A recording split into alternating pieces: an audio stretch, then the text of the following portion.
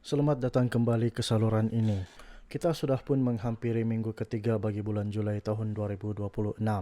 Sepanjang minggu hadapan, terdapat beberapa bantuan kewangan penting yang bakal disalurkan kepada mereka yang berkelayakan. Pastikan anda menonton video ini sehingga tamat supaya anda tidak terlepas maklumat penting ini. Bantuan pertama yang perlu diberi perhatian ialah baucer buku Madani. Penebusan baucer ini telah pun dibuka sejak 1 Julai yang lalu. Walaupun tarikh tutupnya agak lama iaitu pada 31 Oktober 2026, anda diingatkan untuk tidak bertangguh.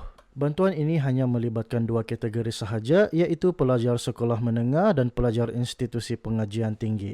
Pelajar sekolah rendah tidak termasuk dalam program ini. Pelajar sekolah menengah boleh membuat penebusan melalui platform Delima Kementerian Pendidikan Malaysia dan pembelian boleh dibuat di Book Capital. Bagi pelajar institusi pengajian tinggi pula, proses penebusan dan pembelian boleh dilakukan sepenuhnya melalui platform MySiswa Plus. Bantuan kedua melibatkan Jabatan Kebajikan Masyarakat atau JKM. Ramai penerima sudah mendapat bayaran mereka pada minggu lepas, namun masih ada sebahagian besar yang belum menerimanya. Bayaran baki ini dijangka akan disalurkan sepenuhnya sepanjang minggu hadapan.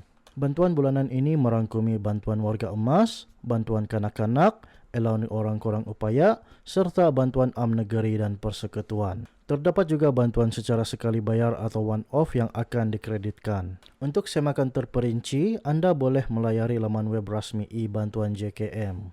Bagi mengetahui tarikh bayaran yang lebih tepat, anda disarankan untuk berhubung terus dengan pejabat JKM di kawasan tempat tinggal anda. Seterusnya adalah bantuan sara hidup untuk golongan nelayan darat dan juga nelayan laut. Nelayan darat akan menerima bantuan sebanyak RM250, manakala nelayan laut akan menerima RM300.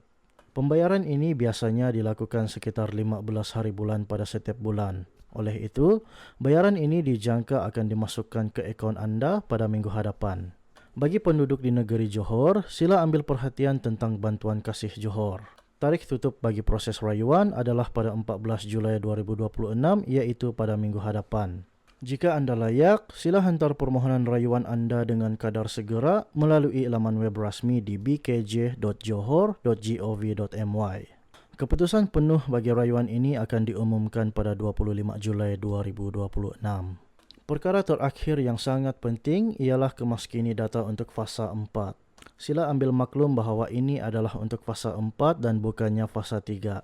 Proses kemaskini permohonan baharu dan rayuan telah pun dibuka sekarang dan akan ditutup pada 30 September 2026.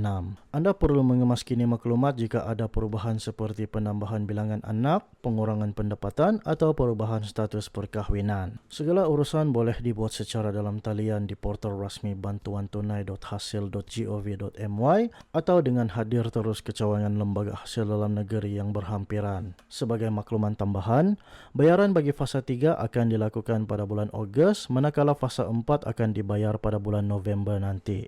Itu sahaja perkongsian mengenai senarai bantuan bagi minggu hadapan.